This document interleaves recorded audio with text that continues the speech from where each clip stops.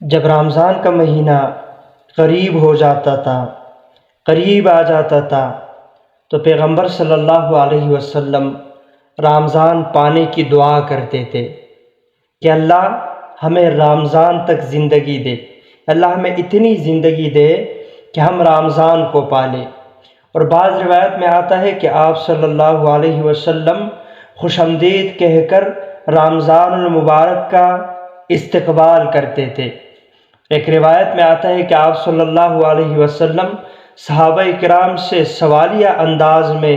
سوال کرتے، دریافت کرتے کہ کون تمہارا استقبال کر رہا ہے اور تم کس کا استقبال کر رہے ہو، یعنی رمضان تمہارا استقبال کر رہا ہے اور تم رمضان کا استقبال کر رہے ہو۔ حضرت عمر رضی اللہ تعالیٰ عنہ سے روایت فرماتے ہیں کہ آپ صلی اللہ علیہ وسلم سے دریافت کیا کہ آپ وحی کا انتظار کر رہے ہیں، کوئی وحی آنے والی ہے؟ تو آپ صلی اللہ علیہ وسلم نے جواب فرمایا نہیں۔ تو پھر فرمایا کہ کیا اسلام دشمنوں سے کوئی جنگ ہونے والی ہے؟ تو آپ صلی اللہ علیہ وسلم نے فرمایا نہیں۔ تو پھر حضرت عمر رضی اللہ تعالیٰ نے فرمایا پھر آخر ہے کیا؟ تو آپ صلی اللہ علیہ وسلم نے جواب میں فرمایا بے شک ایک ایسا مہینہ آنے والا ہے جس کا نام ہے رمضان المبارک، اور اس کی پہلی رات اللہ تعالیٰ تمام اہل قبلہ کی مغفرت فرما دیتے ہیں۔ حضرت انس رضی اللہ تعالیٰ عنہ سے روایت ہے کہ آپ صلی اللہ علیہ وسلم رجب کا مہینہ جب شروع ہو جاتا تھا تو رجب کے مہینے میں دعا فرماتے، اللہم بارک لنا فی رجب،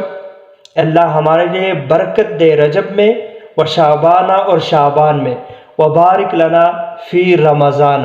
اور ہمیں برکت دے دے رمضان کے مہینے میں۔ اس طرح شعبان میں بھی آپ صلی اللہ علیہ وسلم یہی دعا فرماتے کہ اللہ شعبان کے مہینے میں ہمیں برکت دے اور ہمیں اتنی زندگی دے دے کہ ہم رمضان تک پہنچ جائے، ہمیں اتنی زندگی دے کہ ہم رمضان تک پہنچ جائے۔ اور پھر آپ صلی اللہ علیہ وسلم کا شعبان کے مہینے میں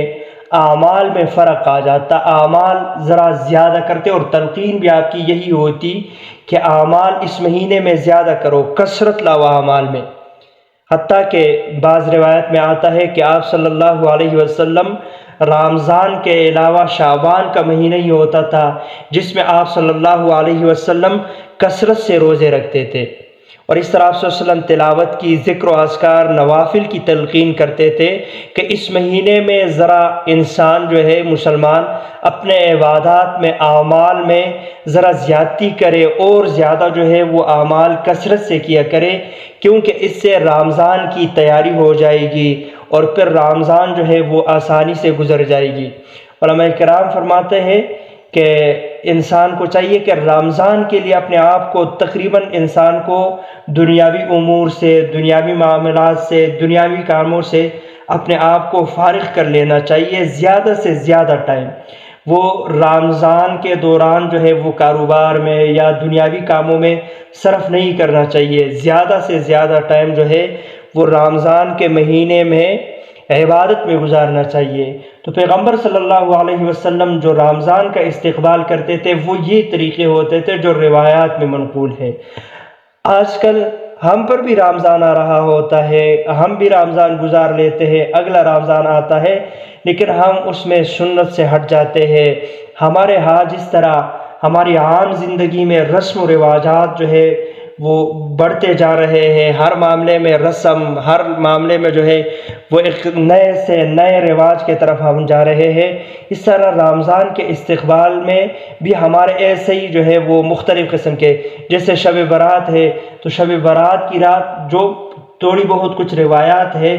وہ یہ ہے کہ اس رات جو ہے نفل عبادات، ذکر و اذکار اور قیام اللیل، نوافل، تلاوت، ذکر و اذکار یہ کرنی چاہیے۔ تو لوگ اس میں جو ہے وہ کیا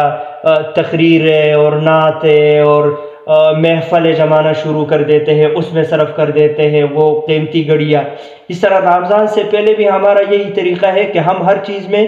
سنت سے ہٹتے جا رہے ہیں۔ جو سنت کا طریقہ ہے، پیغمبر کا طریقہ ہے، وہ اعمال کی کثرت ہے۔ اگر آپ پہلے نفل پڑھتے ہیں تو اس میں تھوڑا اور زیادہ کر دے، اگر تلاوت نہیں کرتے ہیں تو اس مہینے شعبان کے مہینے میں جو ہے وہ تلاوت شروع کر دے، اگر دیگر مہینوں میں روزے نہیں رکھتے ہیں تو اس مہینے میں روزے رکھ لے۔ یہ وہ اعمال ہے جو احادیث سے ثابت ہے، جس کی ہمیں تلقین کی گئی ہے، لیکن ہم وہ اعمال چھوڑ بیٹھے ہیں جن کی ہمیں تلقین کی گئی ہے، بلکہ ہم اور ایسی چیزیں لا رہے ہیں کہ نعوذ باللہ جو ہمارے لیے گناہ کا سبب اور